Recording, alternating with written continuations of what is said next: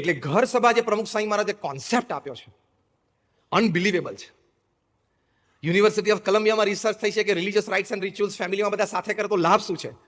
છોકરાઓના એકેડેમિક સુધર્યા છે, છોકરાઓના નેબરહુડમાંથી કમ્પ્લેન ઓછી આવી છે, સ્કૂલમાંથી કમ્પ્લેન ઓછી આવી છે, પેરેન્ટ્સ ટીચર્સ મીટ હોય સ્કૂલમાં, તે લોકોને વધારે રિસ્પેક્ટ મળ્યું છે, ઘણું બધો લાભ થયો છે.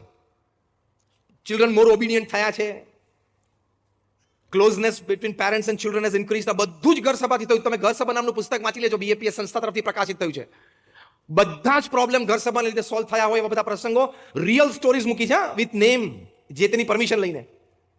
બાપ દીકરા વચ્ચે ઘર્ષણ હોય તો એ મટી ગયા હોય એવા પ્રસંગો છે. ભાઈ બંને સરખી ઉંમરના હોય ને બિઝનેસમાં સાથે આવી ગયા હોય, પછી ફ્રિક્શન રહેતું હોય ડિસિઝન મેકિંગમાં, તો એ મટી ગયું હોય એવા પ્રસંગો છે.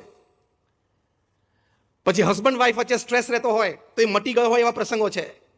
Mother in law daughter in લોના ઇસ્યુઝ હોય એ મટી ગયા હોય એવા પ્રસંગો છે ઘર સભામાં સાથે બેસવાથી.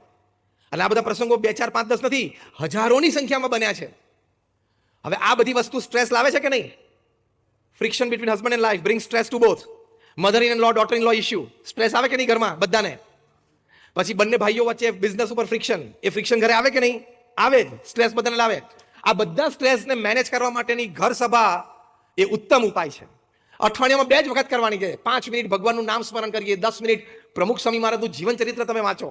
Whatever you want to learn in life, you will learn from Pramukh Swami's life. હું આ બધા આપણે સભા બેઠી છે. I challenge and guarantee one thing. Tonight, before you go to sleep, pick up any incident of your life, good or bad, negative or positive. A incident ક્યાંક ને ક્યાંક પ્રમુખ સ્વામી મહારાજના લાઈફમાં બન્યો જ હશે. Just learn from him. How did he deal with it? And you will be out of stress. આવા મહાન સંતનું જીવનમાં એનું ઊંડાણ પણ એટલું હોય, ઊંચાઈ પણ એટલી હોય. પ્રમુખ સ્વામી's life has depth and height. એટલે આટલી સારી વસ્તુ આપણી પાસે છે સ્ટ્રેસ મેનેજ કરવા માટે.